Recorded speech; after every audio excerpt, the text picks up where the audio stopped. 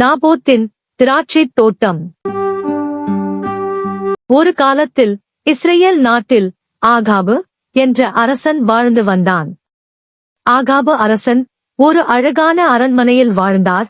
ஆனால் அவருடைய அரண்மனைக்கு அடுத்ததாக நாபோத் என்ற மனிதனுக்கு சொந்தமான ஒரு அழகான திராட்சைத் தோட்டம் இருந்தது. ஆகாபு அரசன் நாபோத்தின் திராட்சைத் தோட்டத்தை அழித்து அதில் தனக்கென சொந்தமாக ஒரு தோட்டத்தை வளர்க்க விரும்பினார். எனவே அதை வாங்க முடிவு செய்து நாபோத்திடம் கேட்டார். ஆனால் நாபோத் தன் திராட்சைத் தோட்டத்தை மிகவும் விரும்பினான். அவன் அரசனிடம், இல்லை, என்னால் இதை உங்களுக்கு விற்க முடியாது. ஏனென்றால் இது என் முன்னோர் வழிவந்த குடும்ப சொத்து என்று கூறினான். அரசன் ஆகாபு மிகவும் சோகமாக தன் அரண்மனைக்குச் சென்றான். அவன் தனது படுக்கையில் படுத்துக் கொண்டான், சோகமாக இருந்தான் மற்றும் சாப்பிட மறுத்தான். அவனுடைய மனைவி அரசி ஈசபேல் அவனை பார்த்து, ஏன் எதுவும் சாப்பிடாமல் மிகவும் வருத்தப்படுகிறீர்கள் என்று கேட்டாள்.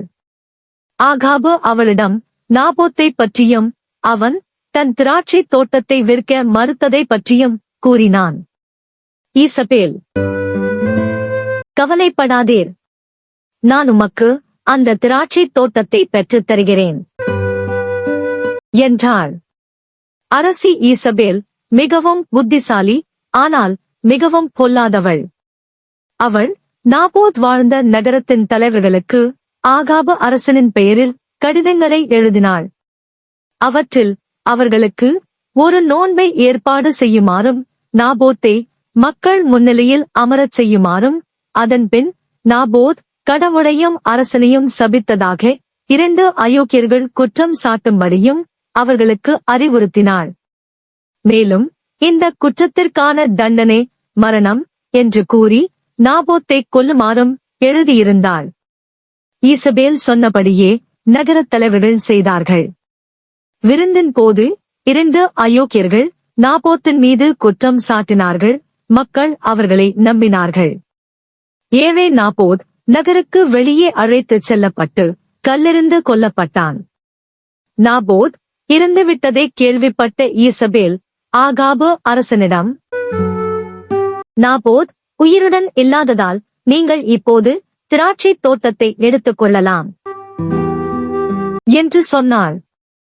அரசன் ஆகாபு மகிழ்ச்சியடைந்து திராட்சைத் தோட்டத்தை கைப்பற்றச் சென்றான். ஆனால் கடவுள் நடந்ததைக் கண்டார். மேலும் அவர் ஆகாபு மற்றும் ஈசபேல் மீது மிகவும் அதிருப்தி அடைந்தார்.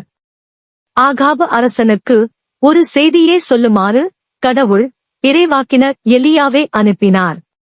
எலியா ஆகாபிடம் அவரும் ஈசபேலும் செய்த காரியத்தின் காரணமாக பயங்கரமான விளைவுகளை சந்திக்க நேரிடும் என்று கூறினார். அவர்களுடைய பொல்லாத செயல்களால் அவர்களுடைய குடும்பம் கஷ்டப்படும் என்று கடவுள் வாக்குறுதி அளித்தார்.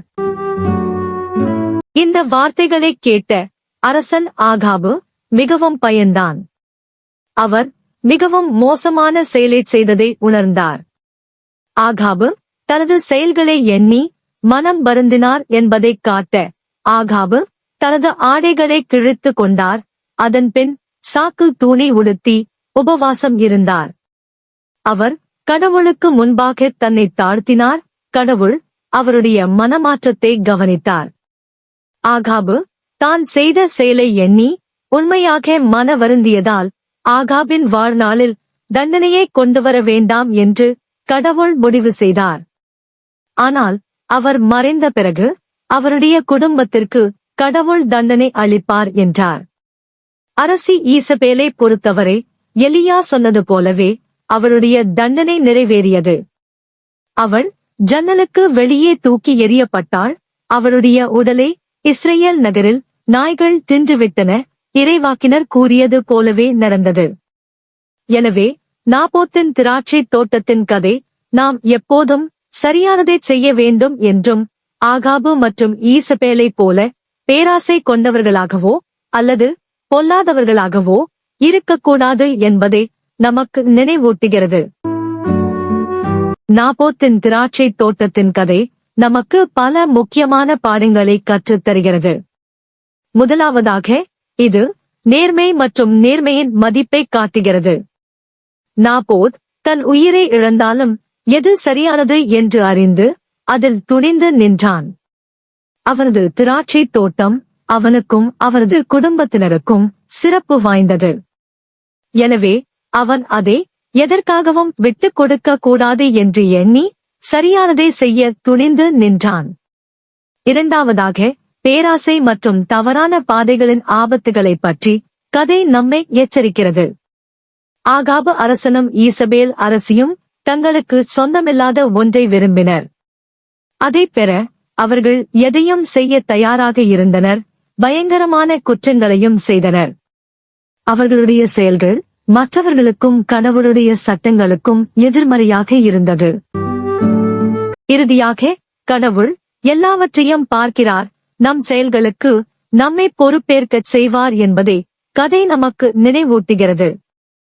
ஆகாபும் ஈசபேலும் தங்கள் பொல்லாத செயல்களிலிருந்து தப்பித்து விடலாம் என்று நினைத்தாலும் கடவுள் தனது இறைவாக்கினரான எலியாவிடம் தனது தீர்ப்புச் செய்தியை சொல்லி அனுப்பினார். ஆகாபின் மனந்திரும்புதல் அவன் தவறுகளை புரிந்து கொண்டதை காட்டியது, ஆனால் அவருடைய மற்றும் ஈசபேலின் செயல்களுக்கான விளைவுகளை அவர்களும் அவர்கள் குடும்பமும் சந்திக்க வேண்டியிருந்தது. இறுதியில் இந்த கதை நம்மிடம் இருப்பதை மதிப்பிடவும் நேர்மையாகவும் நியாயமாகவும் இருக்கவும் நம்முடைய எந்த செயல்களுக்கும் விளைவுகள் உண்டு என்பதை நினைவில் கொள்ளவும் கற்றுக் கொடுக்கிறது. கடவுளுக்கு பிரியமான விதத்தில் தயவு, நேர்மை மற்றும் பிறருக்கு மரியாதை காட்டும் விதத்தில் நம் வாழ்க்கையை வாழ இது நம்மை ஊக்குவிக்கிறது. நன்றி. மீண்டும் அடுத்த இறை அனுபவத்தில் சந்திப்போம். அதுவரை இறைவனில் வளர்வோம்.